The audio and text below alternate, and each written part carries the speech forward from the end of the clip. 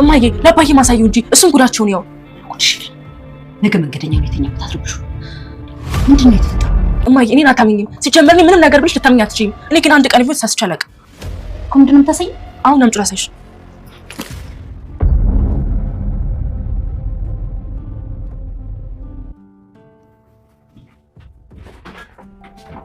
ሙድ እያልሽ ነው አይደል?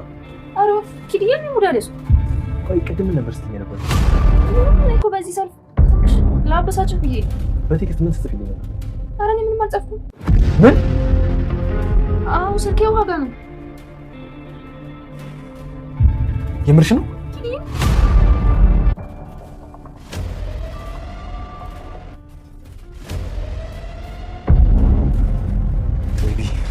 ቆይ ጠብቀኝ። እንዴት እያ አለሽ እንዴ? አዎ አለሁ። የት ነበርሽ? ናታን ጋር እንትን መጽሐፍ ውሰጅ ብሎኝ ከዛ ደረጃ አስወጣሽ? አዎ እኛ መጽሐፍ ልንፈልግ ስለሆነ ውጭ አለኝ። ግን እርግጠኛ ነሽ ራሱ ናታን ነው ያለሽ? አሁን በቴክስት ነው ውሰጅ ብሎኝ እኮ። ታነቢ? እንዴት አነባለሁ እኮ። ኧረ የኔ ጎበዝ። ዛሬ የታለ መጽሐፉ? ውይ እትዬ ረሳሁት። በቃ ናታን ራሱ ነገ ያመጣው። አይ ዳጣ ነጅልሽ ጓደኛለሽ እንዴ? ነፍ ናቸው ማለት። ናታን በዳጣ ፍቅር ጠብ ብሏል። አቢጌል የዳጣን ስልክ ከእህቷ በመውሰድ እየተጀናጀነችው ነበር ዳጣን በመምሰል። እሱም በእርግጥም እኔ ከመቀርባቸው ሰዎች የበለጠ ላንቺ ቦታ አለኝ፣ አንቺ እኔ የምሰማኝ ስሜት ከተሰማሽ እኔ በጣም እድለኛ ነኝ እያለ እየተጀናጀናት ነበር። ናታንም ዛሬ ግን በሰላም ነው፣ አንቺ ግን እርግጠኛ ነሽ እያለ ነበር። አቤጌልም ራሷ በምትጽፈው ነገር እሱን በሚመልሰው መልስ እየታዘበች ነበር። አቤጌልም ዳጣን ከእናቷ ከአባቷ ጣልታ ከዛ ቤት ለማስወጣት የማትፈነቅለው ድንጋይ የለም። ወደ አሁኑ ለእናቷ ደውላ የተፈጠረው ነገር አታውቂም፣ እናቴ በፍጥነት ፈልግሻለሁ እያለቻት ነበር። እናትየዋም መጠን በር ላይ ነን። እናቷን ስታወራ አቶ ደረጀ አባቷም አብረው ነበሩና ምንድን ነው ልትነግረኝ የፈለግሽው ጉድ እያሉ እየጠየቁ ነበር አቶ ደረጀ። ወይዘሮ ማርታም አንተ ግባና ወደ ክፍል አረፍ በል እኔ አናግራታለሁ እያለች ነበር። ወይዘሮ ማርታ ራሷ የተጻጻፈችውን ቴክስት ልክ ዳጣ እንደጻፈችው አድርጋ ለእናቷ ታሳያለች። ዳጣም ወደ ናታን ክፍል ስትሄድ ዛሬ ግን ስትጽፊልኝ የነበርሽው ነገር ትክክል ነሽ፣ እውነትሽን ነው እያላት ነበረ። ኧረ እኔ ምንም የጻፉት ነገር የለም እያለች ነበር ዳጣ። ልኬ ውሃ ጋር ነበረ።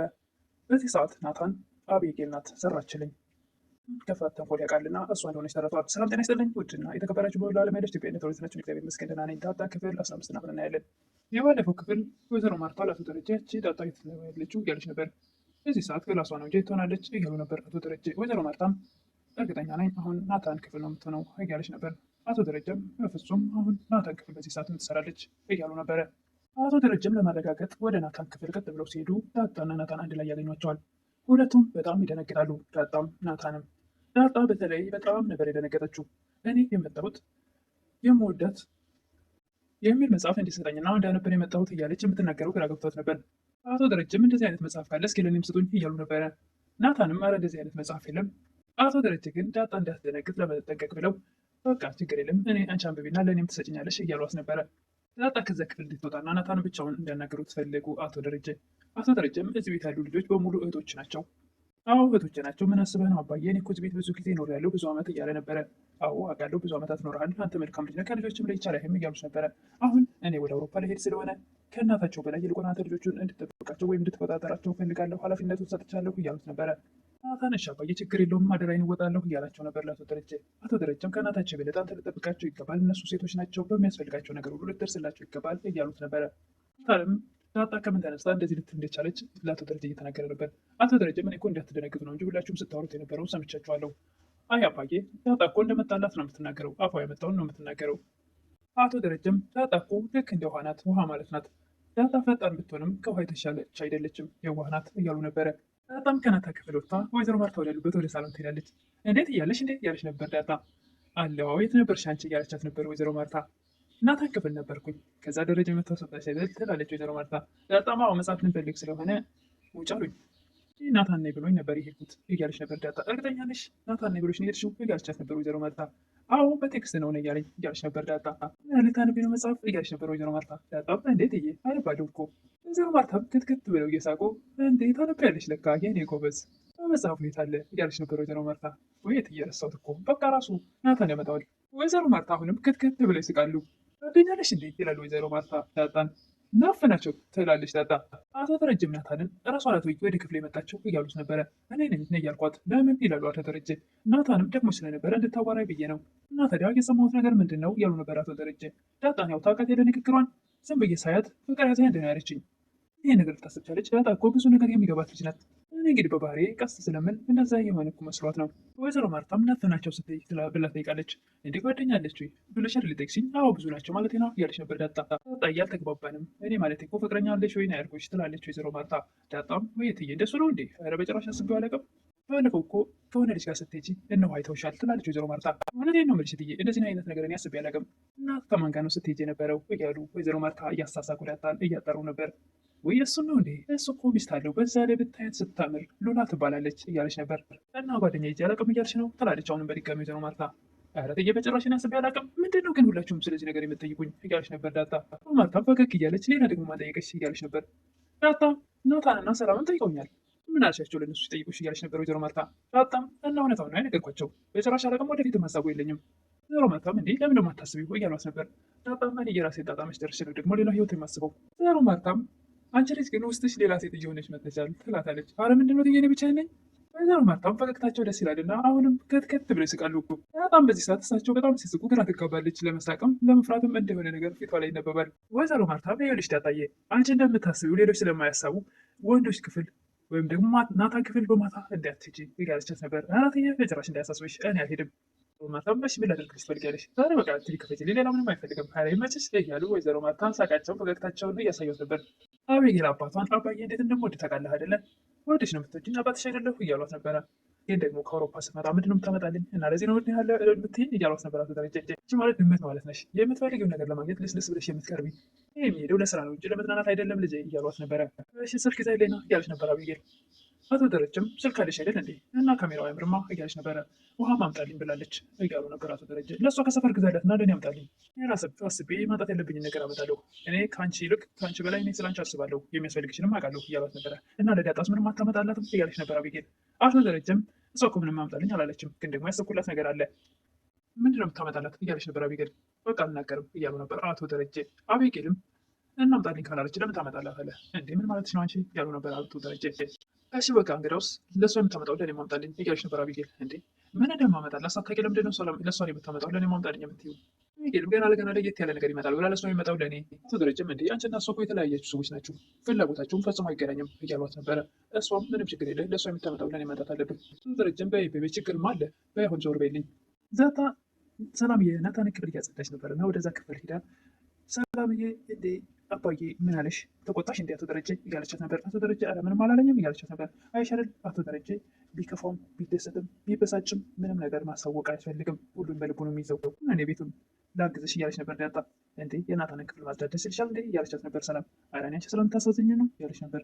እንዴ እንዴት ነው ምን ነው የሚያሳዝንሽ? ምን ነው እያለቻት ነበር። እኔ ብቻ እኮ አይደለም ሴትዮዋም ማለትም ወይዘሮ ማርታም ናታንም ሁሉም ያዝኑልሻል። እንዲህ የሚያሳዝን ምንድን ነው የሚያሳዝን ነገር ያለኝ ያለች ነበር። እኔ ፊትሽ ነው መሰለኝ እያለች ነበረ ዳጣ። ሰላምም የሚያሳዝን ፊት አለኝ እንዴ? ሰላምም ይልቁንስ ዳጣ ተይ ግን አትንጠባረሪ እያለቻት ነበር። እንደ መች ተንጠባረርኩ? አይ ናታ ላይ እኮ እየተንጠባረርሽበት ነው አለቻት ነበር ሰላም። ዳጣ ምን ማለትሽ ነው? እኔ አልገባኝም። ለምንድን ነው አንቺ የማታዋሪው? እሱ እኮ አንቺን እንዴት በስስት እንደሚያይሽ አታውቂም። ኦራል እኮ ምንድን ነው ዘግታኛለች አለሽ እንዴ እያለች ነበር ናጣ ሰላምን። መቼ ምን ነገር የሚገባሽ እያለች ነበር ሰላም። ለምንድን ነው አንቺ በግልጽ የማትነግረኝ እያለች ነበር ዳጣ። ይህን እያወሩ እያለ ውሃ ወደዛ ክፍል ትመጣለች። የኔ እህት ዳጣ ደረጀ ብላ እቅፍ ታረጋታለች። አቤጌል ናታ ወደ ተቀመጠበት መጣ። እኔ ብልህ ናታንዬ አባዬ እኮ ወደ አውሮፓ ሊሄድ ነው እና ምን አሰብክ እያለችው ነበር። ምኑ እያለ ነበር ናታን። አባዬ ወደ ውጭ ስለሚሄድ ነው እና ስለዚህ ምን ስለምን ላስብ እችላለሁ። መራ አባዬ ከቤት ሳይኖር ቤቱ ይደበራል እያላት ነበረ። አንተ ግን በግልጽ ካልነገረው አይገባህም እንዴ ናታን? አባዬ ወደ ውጭ ከሄደ እኔም ፊልድ ይወጣሉ ብዬ እወጣለሁ። ታም አባዬ ልጠይቅ ብለህ መጣህ። በዛ አሪፍ ጊዜ አሳልፈን እንመጣለን። ምን ብሎ ይቆጣና አልገባኝም ይላል። ለምን ጅል ትሆናለህ? ቤተሰብ እኮ በእኛ ህይወት አያገባቸውም። ሆኑ ነገር በጭራሽ አይገባኝም እያላት ነበር። አባዬ ስለሌለ ጎረቤት ሄደን እንዝናናን ያልኩህ ስል ነው እንደ የሚገባ ጎረቤት ሄደን እንሰራለን እንዝናናለን። ከዛ ይላል ናታን። እነዛ ጫካ ውስጥ በተሰሩ ጎጆዎች ውስጥ እኔ እናንተ ብቻችንን እጅ ለእጅ ተያይዘን እየተራመድን ወፎች በዜማቸው አጅበውን በሚወጣው የማዕበል ዜማ ፈታ ዘና እያለን እያለች የራሷን ሀሳብ የራሷን እቅድ እየነገረችው ነበር። ናታን ግን ሊዋጥለት አልቻለም። ናታን ከአቶ ደረጀ እንዲያውም አደራ ጠብቃቸው ተብሎ ኃላፊነቱን ከእናታቸው በለጠ አንተ ትወስዳለህ ብለውት ነበርና በፍጹም ሲጀመርም እሷን እንደዚህ አይነት ነገር አስቧት ስለማያውቅ ቦታ የለውም። እሷ ግን በሀሳብ ጭልጥ ብላለች። እዛ ያለውን ነገር ከሱ ከሆነ ያለውን ድባብ በአእምሮዋ እየሳለች በውስጧ በስሜት ተውጣለች። ናታንም ይሄ ነገር በህልምሽ መሰለኝ እያላት ነበረ። ምን ነው አንተ በህልምሽ ብቻ ነው ከኔ ጋር የምትሆኘው አልከኝ? ታወሪው ነገር ከእውነታው ጋር ስለማይገናኝ ነው። ሰላምም ውሃን ለምንድን ነው ዳጣ ደረጀ ብለሽ የጠራሻት እያለቻት ነበር። እንዴ ሰላምዬ እሷ ከወቷ እንደው እንኳ አይደል እንዴ የምታስበው እያለች ነበር ዳጣ። እህቴ እኮ ናት ብላ ክፍት ታደርጋታለች። እህትሽን ብትሆን ግን ደግሞ የአቶ ደረጀ ልጅ አይደለችም እያለች ነበር ሰላም። ዳጣ በዚህ ሰዓት እንዴት አወቅሽ ትላለች ሰላም ትላለች ዳጣ። መመለስ የምትፈልገውን ነገር ግራ ስለገባት በቃ ትተዋለሁ። በጣም ውሃ እህቷን አቅፋ አንመሳሰልም እንዴ እያለቻት ነበረ። ሰላምም ውሃዎች እኮ ይመሳሰላሉ፣ ከሁሉም ደስ የሚለኝ ፍቅራችሁ ነው እናንተ የሁለታችሁ፣ እንግዲያውስ አንቺንም እኮ እንወድሻለን እያለቻት ነበር ውሃ።